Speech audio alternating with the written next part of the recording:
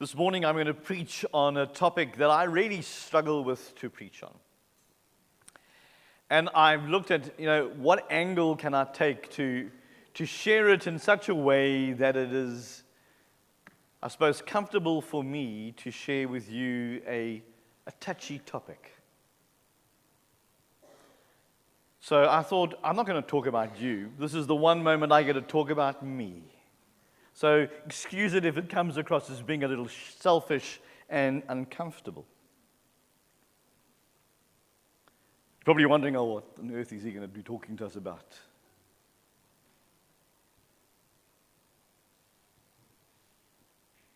Yes, one of you bought the lotto ticket, one of you won, and one of you is withholding the money. So who? Before I name you, spill the beans and do the zapper and send the bucks. No, nothing like that. I don't know about you, but in all the years before I came into the ministry and stuff like that, I used to watch folk coming and sitting down and passing like collection bags past. Remember the years when it wasn't a bag and it was like a wooden plate? Do you know why we stopped using the wooden plate? Because folk like me took change? No. Because we started feeling uncomfortable about our giving. And so to make it a bit more comfortable and a little easier, you can put it in a bit deeper. You know how much more change you can take when it's... I can remember many, many years ago, I was in Sabi in a little church, and there was a little boy. I used to watch every Sunday. He used to struggle to put his... That little, I don't know, it was about R1 or R2. It was big bucks back then. I could see it was like hard for him. And so one Sunday I wasn't preaching. I said this, and he put his money, and his grand said to him, "You put it all in." And I said, "You can take your change." This little Oakie's eyes lit up.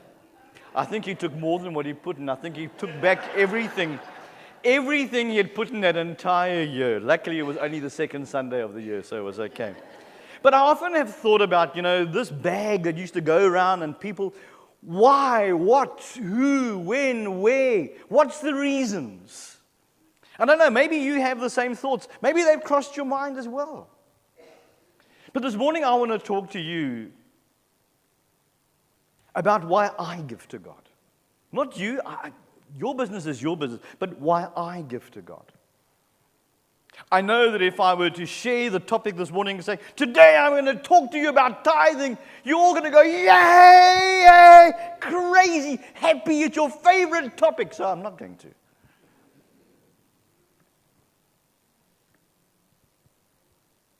I want to talk about why it is I feel compelled, why it is I enjoy giving to God. Sometimes when we hear the topic of money and tithing, it feels like, oh, yeah, there you go again. I would like a pay increase next month. It is our budget increase, but I'm not going to sing for my supper. No, it's not that. After the service, you are going to be invited to go and enjoy a lekker cup of soup. Guys, I want to say to you, there are some soups there that are absolutely amazing. They taste lekker. You heard Duncan talk a bit about the ministry that the men do, making soup, 1,250 meals to men and women in this community and far wider than us. We'll never get to meet, we'll never know the impact it makes in their lives. But the joy of being able to be part of this invitation God has for us. And that's why I want to talk about giving. Because it's an invitation God has given me, which I believe God shares with you. But it's an invitation I heard and I respond to. Andre, come and be part of the giving that I do in the world around us. Come and be part of the process, the journey to give and to share just as you've received, my man. And I know giving is never anyone's favorite message or favorite topic. That's why I feel awkward. It just sits dwars in die krop, as they would say in Afrikaans. I could maybe say, well, let me just make sure that we're all on the same page and I can do the following. I want to define what tithing or giving is and go on. I don't want to do that. Because that isn't what I believe God is calling you and I to be compelled to. But an invitation to every one of us to be part of God's family, God's church, to be part of, to invite Him when God says, as I have given to you, I want you to join in and to give to make a difference in the lives of others. And I want to say to you, let's start off and just debunk this first little myth. I am not, bless you, I am not talking about your rands and cents. I am not talking about your rands and cents. Because there I know you're as tight as... So I know when I'm beat on a topic. I'm talking about so much more than what we often equate to only rands and cents. And I know all your minds are fixated. What are they going to do with that 20,000 rand?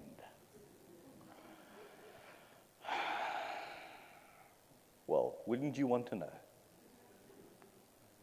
No, I want to talk about you and I and the time that God has given us. I want to talk about the talent that God has blessed every single one of us with. Because we've all got it. I want to talk about the gift that God has given you through the power of His Holy Spirit. That gift on the day of Pentecost, as we celebrated that last week, that gift that God filled those men and women with over the generations, that inspired them, that led them to go out and to find boldness in the words and share the hope and the promise of Jesus Christ with the world. That gift that you and I have. And certainly last but not least, yes, some resources that you might have. Or that you think you don't have.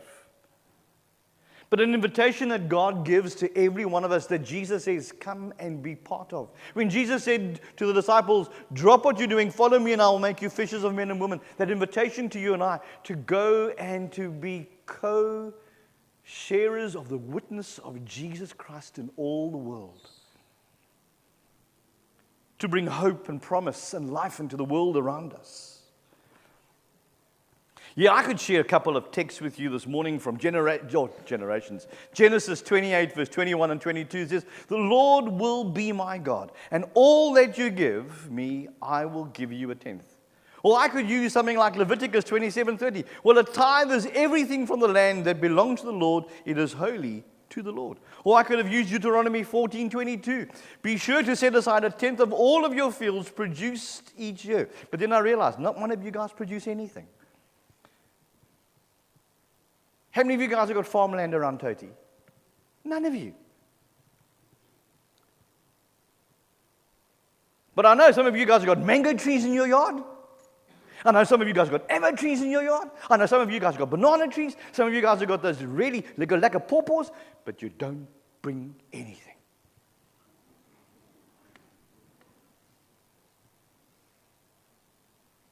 So where's the pawpaws? That's a lame excuse, Russ. Next thing you're going to tell me before they're ripe and the monkeys eat them. Put a cage around them, bud. Weld some mesh. But I can't say that to you. Because we don't have fields. But we have something, we have life that God has breathed within every one of us.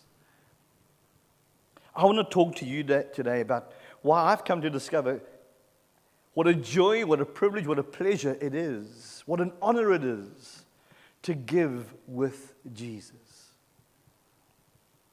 I don't want to talk to you about a random gift or an occasional drop something in the bag or, whoa, I had the spiritual movement and I needed to. I don't want to talk about things like that. I don't want to talk about a payment or a return on a blessing or a membership fee or if you give, you're going to get it. I don't want to talk.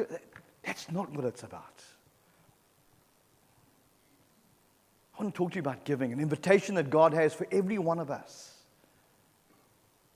to be part of the ministry God calls and invites you and I to be part of. So let me share with you what giving is not.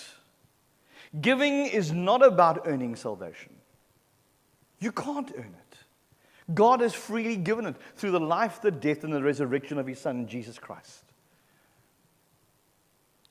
We cannot bribe Him, we cannot please Him, we cannot do things in order to try and curry favor with God. It is a free gift of salvation that God offers to every one of us, not based on our merits, but based on God's grace and mercy.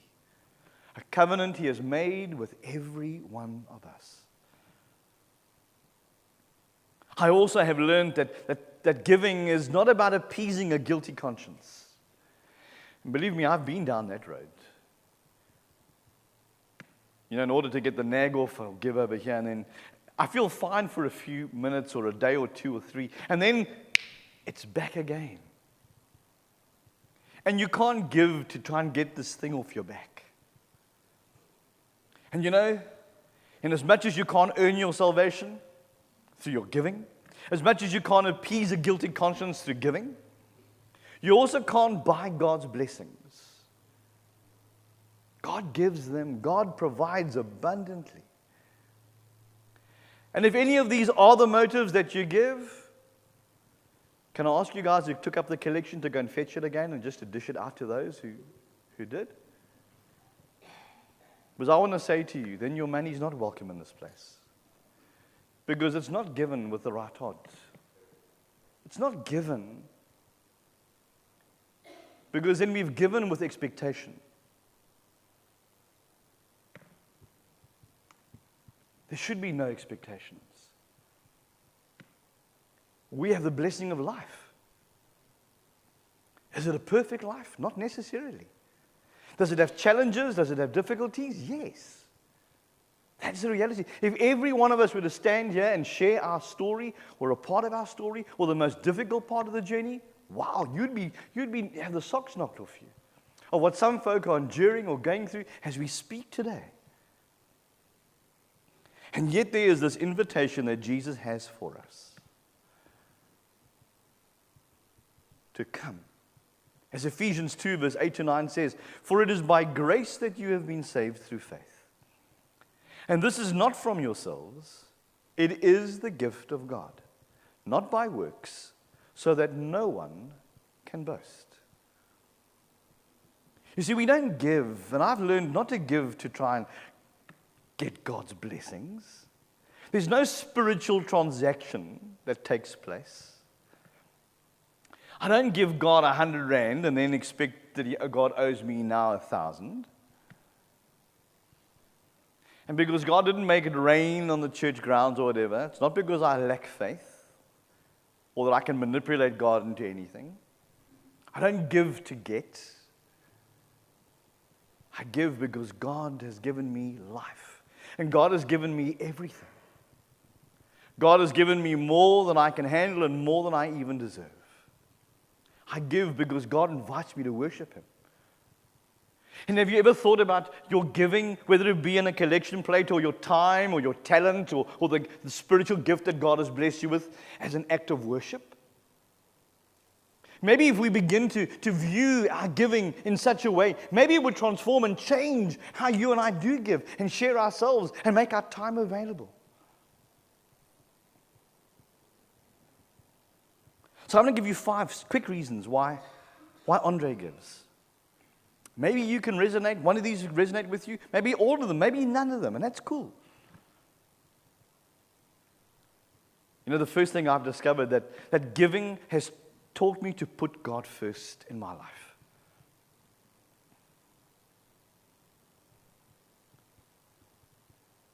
That my giving is part of the worship that I express to God, through God, to those around.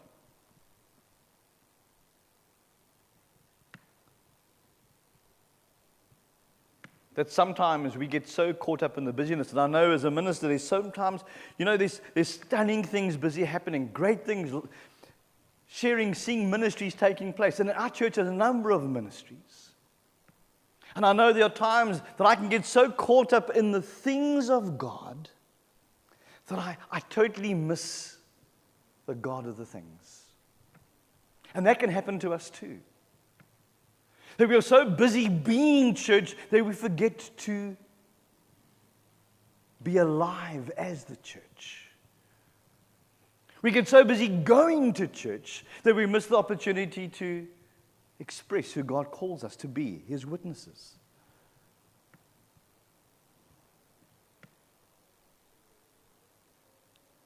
We got so used to doing transactions every month that sometimes we can make our relationship with God something that is transactional.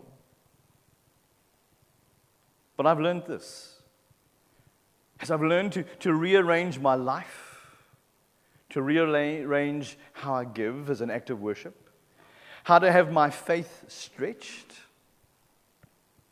But it takes faith to give.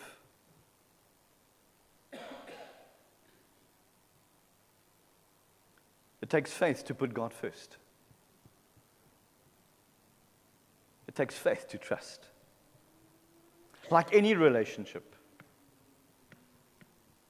trust is a difficult thing. You know, I was sitting with a couple of couples getting ready for their marital prep. And we got chatting. So how long have you known so-and-so? What do you know about so-and-so? And you listen to folk talking. And I thought about when I was married. And then if you were to equate it, now Duncan, you notice he loved figures like 1,250 cups and 1.5 tons of potatoes and 2,660 stock cubes. So let's put it this way. Think of it this way. So if your spouse is with you and near you, how many hours did you have before you married them? And did you think you knew the critter?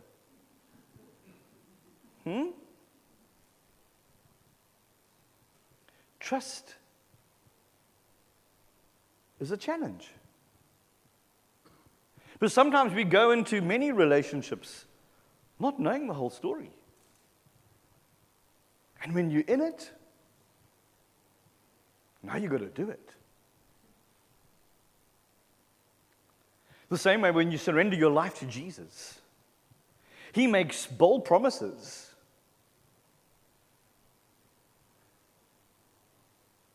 But unless you grab hold of them and you begin to live them, you'll never know what it is Jesus is inviting you and I and who He's calling us to be. It isn't a transaction. It's an invitation to take a step of faith, to trust Him, to put Him first. The second thing I've learned that my giving has helped me with, it's reminded me that God is my source.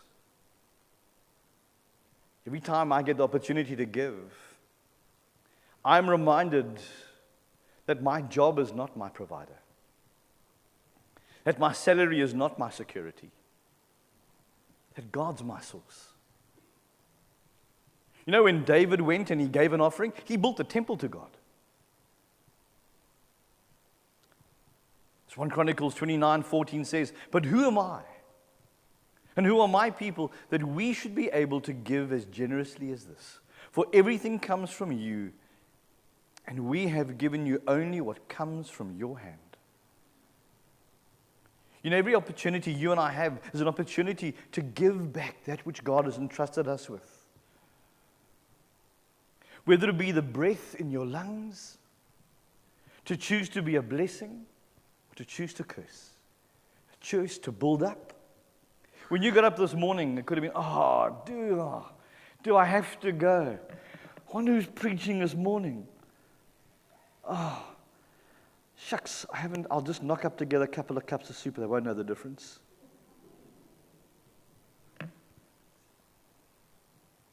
You know what a joy it is every morning to get up and to enjoy.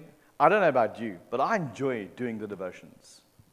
As to whether you enjoy listening to them, well, I don't know. I don't get to see your face on the other side.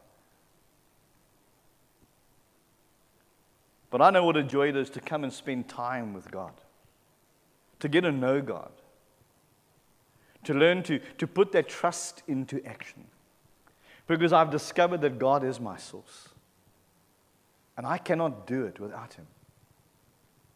I also give because Jesus invites me to come and be a partner with Him in the giving and the changing of the world through His message, through His hope and through His promise.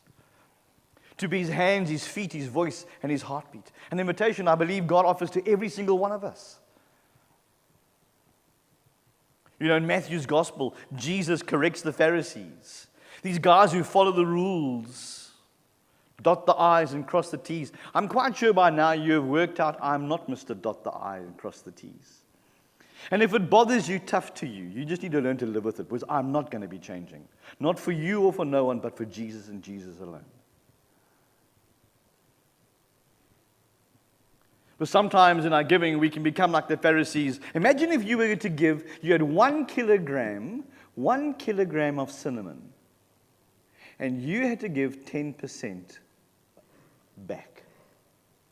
And you start weighing it. So how much is 10% of 1 kilogram? Come, teachers.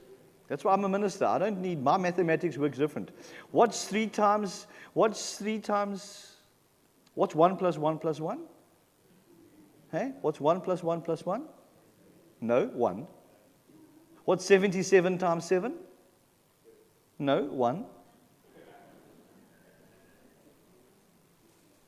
Father, Spirit, Son equals God. 77 times 7?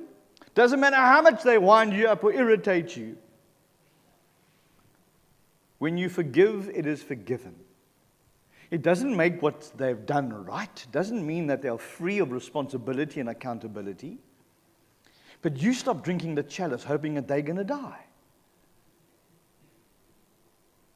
See, now there's my dilemma with maths. So what's 10% of 1 kg? 100 grams. Now you start weighing it.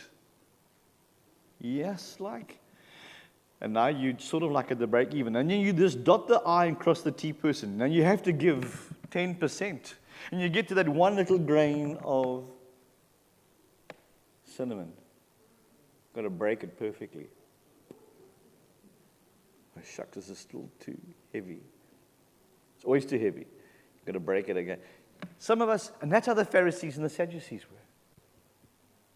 It sounds doff. But some of us are like that. We'll break our necks over that.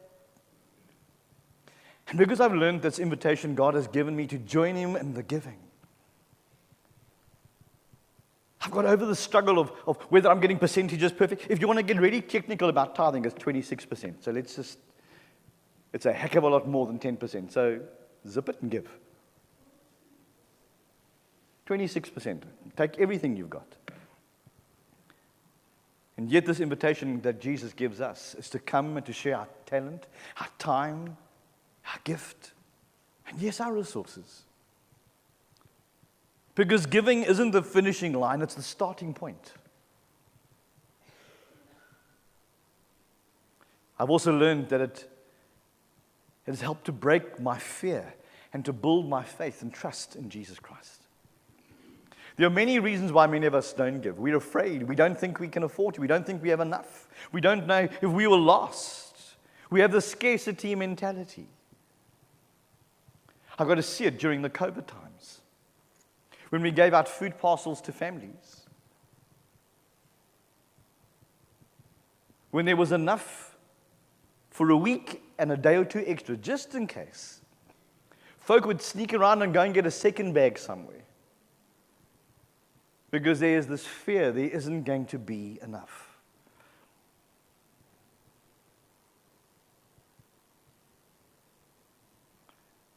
We have that exact same fear. We are human. It shouldn't be our excuse. And sometimes we're afraid to let go. How will I pull through? Yet Malachi 3:10 says this to us. Yes, bring the whole tithe into the storehouse, that there may be food in my house. Test me in this, says the Lord Almighty, and see if I will throw open the floodgates of heaven and pour out so much blessing that there will not be enough room to store it. I've learned that God supplies when I believe there isn't enough.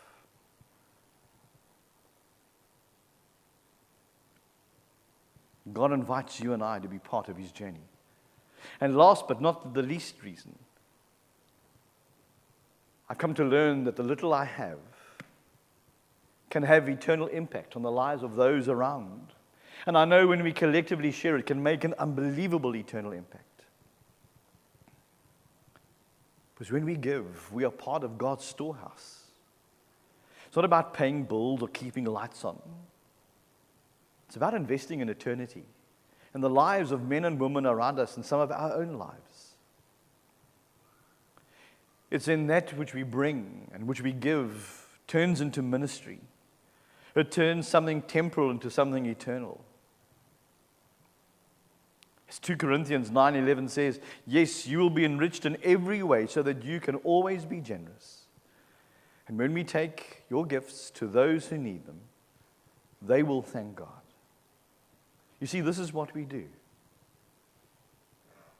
This is the heart of the church. To be irrational in our giving. Not to give because someone has commanded us or someone makes us feel guilty or we'll feel awkward. But because we respond to an invitation God gives us and says, come and be part of ministry with me. Drop what you're doing, follow me, and I will make you fishers of men and women. I want to invite you next Sunday. I told you a little bit about why I put into a collection bag like this. But next Sunday, I want to invite you to come along and I want to tell you where it goes. I want to tell you where you can go and see it happening. I want to tell you about how you can be part of that very thing that's already happening, but how you can have a closer walk in connection with it. In so many ways, fashions, and forms. And this is no criticism to anyone. If you frequent these premises only on a Sunday, you might well miss the life that happens here 6 days and 23 hours of the time that you are not here. This place is busy. It's like a train station. There's life happening here all the time. From giving to receiving to ministry to prayer time to funerals to people in our community who have no link to us. To men cooking soup and discovering new eau de colognes for 7-Eleven onion version. To ladies coming together and putting together tracksuits and stuff that go out into little bodies that we would never know or meet. And that's just a drop in the ocean. So I want to invite you on Sunday to come. Come and listen. I'm not going to do all the talking. Some of the folk involved in it, are they going to do the talking? Because otherwise it sounds like I'm just conning you. But they can tell you their story with conviction. So come and join us on Sunday and see what your and my giving can do for Jesus. We aren't the only church in town doing it. There are many other churches doing it too. When we do it together, we can make a difference for Jesus. And that is what we're about. So can I invite you next Sunday? There won't be soup. Sorry. And I know you're getting list for that cup of soup. So let me end off here and invite you to come and join us next week. That we may go and join God in this ministry and mission He invites us to be part of. So may we say, Lord, take my life, and Lord, let it be consecrated, Lord, to Thee. So let's stand as we join together and close in our closing hymn. Those very words of that hymn, take my life, Lord, and let it be consecrated, Lord, to Thee.